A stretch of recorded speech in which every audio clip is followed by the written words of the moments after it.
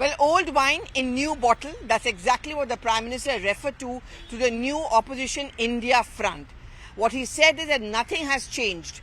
Just because the name has changed doesn't mean that a UPA legacy can be forgotten. And what was he really referring to? Now, if you remember, the downturn of UPA 1, but more particularly UPA 2, began on large number of clauses. One, of course, is the several corruption allegations, 2G scam, coal scam, and all of it reached up to the Prime Minister's doorstep.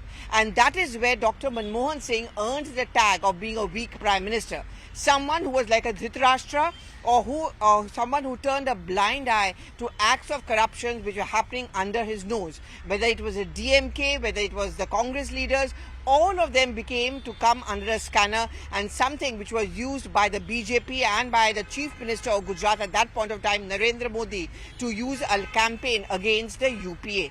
But more than that, the UPA also became a tagline for no decisions being taken. A sense of listlessness seemed to be appearing as far as the UPA's decision making was concerned, slow mode, too many roadblocks and obstacles, and a U-turn government. That's exactly what the Prime Minister is doing when he's referring to the India front as being a rehash of UPA. It's clearly with an eye on elections over the 2024.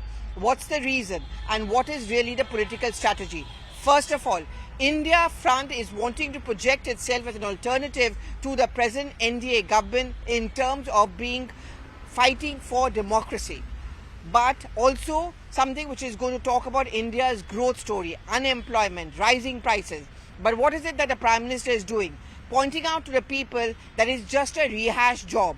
Therefore, India is nothing new. What it is going to do is carry on with the corruption legacy of the UPA. It's also going to be a carry-on of the listlessness or no decision-making. He talks about double engine ki sarkar. That's the kind of narrative which the Prime Minister wants to push, which is why the India front is being called a replay of what the UPA is all about.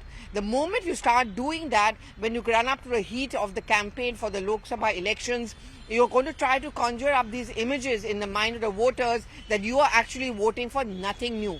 It's not a new front, it's just a coming together of the same predictable people, and all of whom have been mired in acts of corruption.